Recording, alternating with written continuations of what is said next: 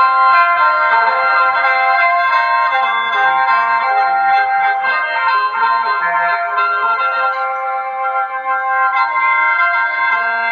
ศิษย์ของปู่สมภารตำนานศิลปินแคนแดนอีสานผู้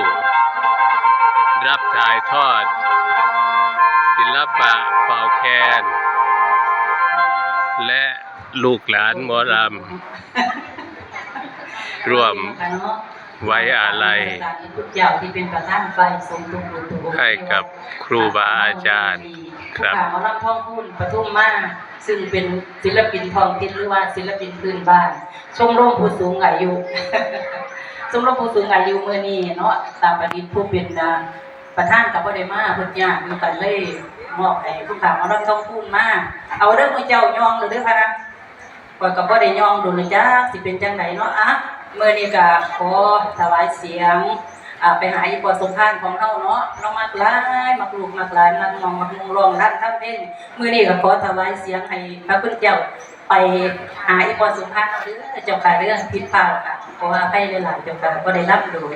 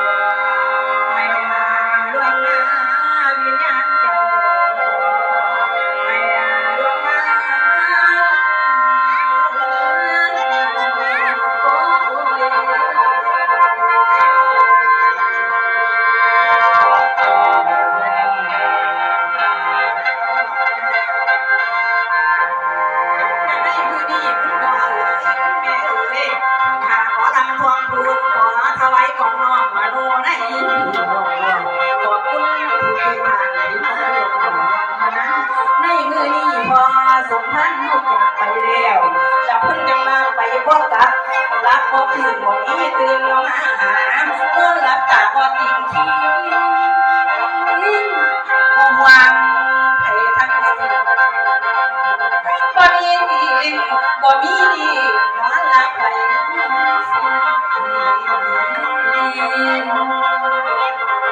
ไม่ได้นอนบ่หวังนอนบ่หวังผีตัดสลัดขาดสิ่งเดียวมาดีขนาดนี่ละเพิ่นจังว่าคุณแม่ทุกขังงานนี้จังมอละนั้นอันมาเพิ่นตายนี่แก่มอสุบาทยาม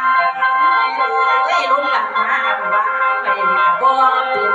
เพราะว่าความตายนี่แก่ข้อเฮาสุบาทยามแม่นเสียวสตางค์มาซื้อไว้ตั้งร้านเลยนี่เด้อเอ๋ยสาสั่งทำส่งบ่อยากเบิ่งแม่นเราสร้างได้มาก็บ่เอา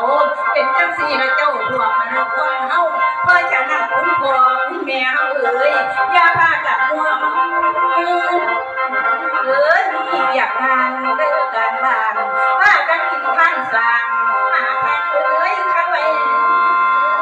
แดงโอ้ยแดง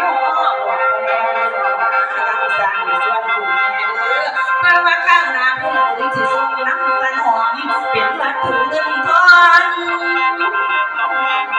สิ่งของเดินไปยักษ์ใจไปเขาสิให้จากไปเอ้ยมาจงบ้านโอ้ยยังหมอละนะจะลงมืดว่ามีมืดแก่สิมืดหมอกเพราะปานฝนโอ้ละหุ่นในเก๋กับบ่มียันไปมาเป็นทางสร้างกำนาตั้งก่อนโอ้ยยังตายไปยังสิได้หมอแคนลูกศิษย์หมอลำก็รุ่นลูกศิษย์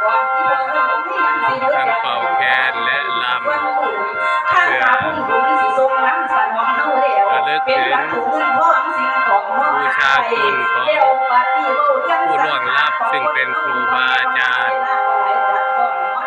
ปู่สมภารเสนาชัยนรัตน์ตำนานศิลปินหมอแคนแดนอีสานในวันนี้ครับ มันพันแปรไปตามเรื่องสภาพการปรุงแต่งคุณแม่แข็งใจไว้บ่อยพี่บ่ฟังกระดูกหนังและเนื้อบ่ใส่แม่นของคนมันเป็นของสนุกเจียมส้มไปตามเรื่องความสลาเขาดวงหาเฮาบักเบียดพญาติย่างเขามาดึงเราดอกตาทงโอ้ยคิดไปแล้วก็บ่มุ่งมัดอยู่ละทรมานเขาต้องการยังใดก็แม่นไปแล้วยังนั้นก็มีวันสิ้นพ้นแม่นไผกระโดด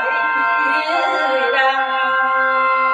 คุณแม่เอ้ยนั่งหรือนอนแน่นิ่งถึงเอาแล้วก็แม่นไปสำหรับผู้พันได้เขาหัวมาหลายประสบการณ์เลยเขาหัวมาหลายจุดสำหรับผู้พันได้เขาหัวมาหลายส่วนผู้ตายแต่เย้าไว้แม่นเขาถุงเพิ่นมาหน่อยแม่นสิอ้อยเว้าขอนำเด้อสากลโอ้ยเด้น้อแม่นสิวันเว้าเขานั่นบ่ฟังรออยู่จนกระทั่งจักสิแม่นวันใดอีแม่แต่ผู้ลำก่อนไปแต่ผู้เขียนก่อนไปก็สว่างหาคง